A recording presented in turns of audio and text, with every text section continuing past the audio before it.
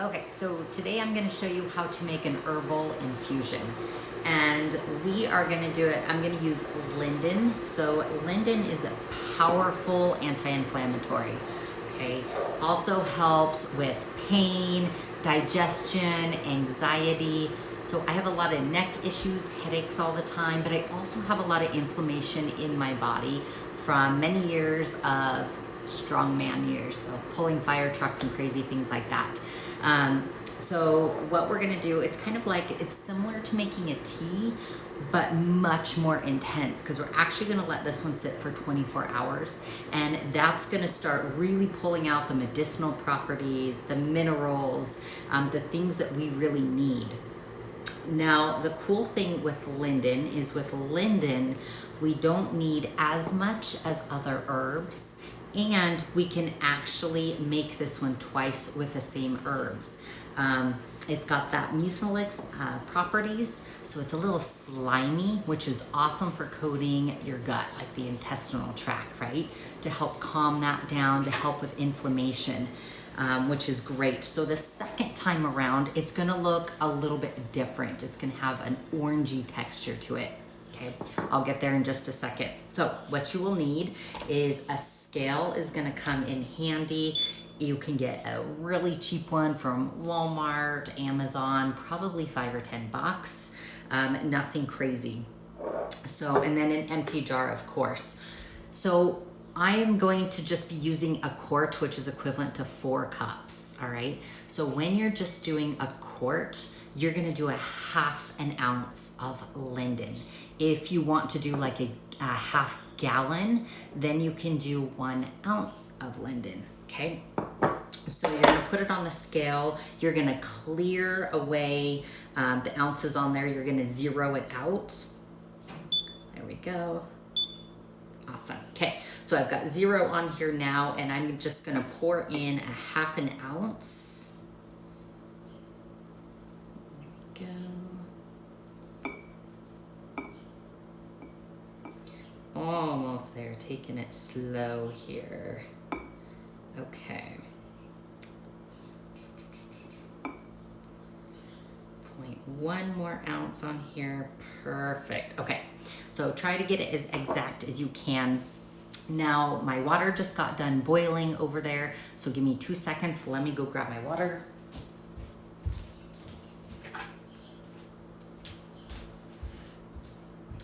And again, with this, you're just gonna dump it in all the way to the top, and it's got to be boiling water, okay? This is probably the most simple thing that you can make.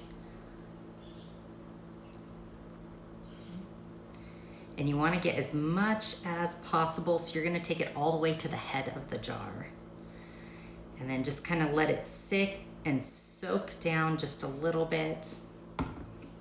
And as it comes down, you can add more water as you go.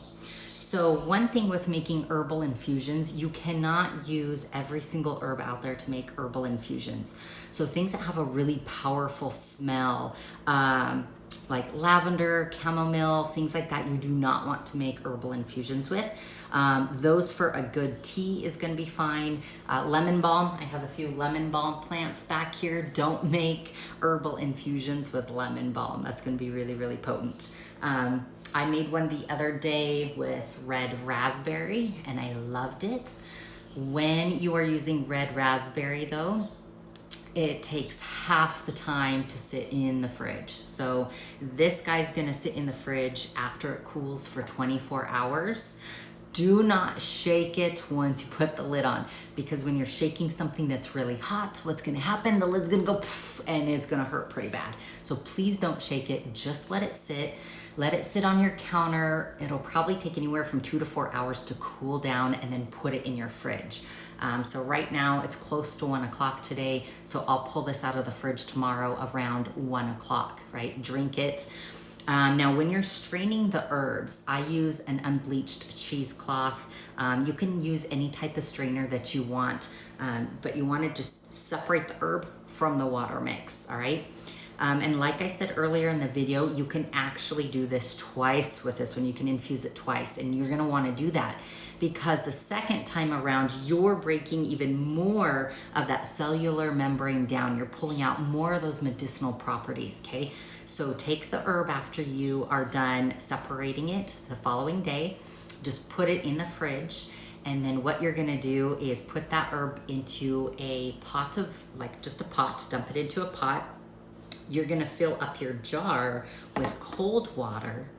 You're gonna dump that cold water into a pot and let it boil, and then take that pot and you can dump it into your jar again. So that's how you're gonna do that second herbal infusion. The color is gonna change just a little bit. It's gonna look orangey. Again, it's because you're really pulling out that cellular membrane, okay? Let's see, make sure I covered everything with this.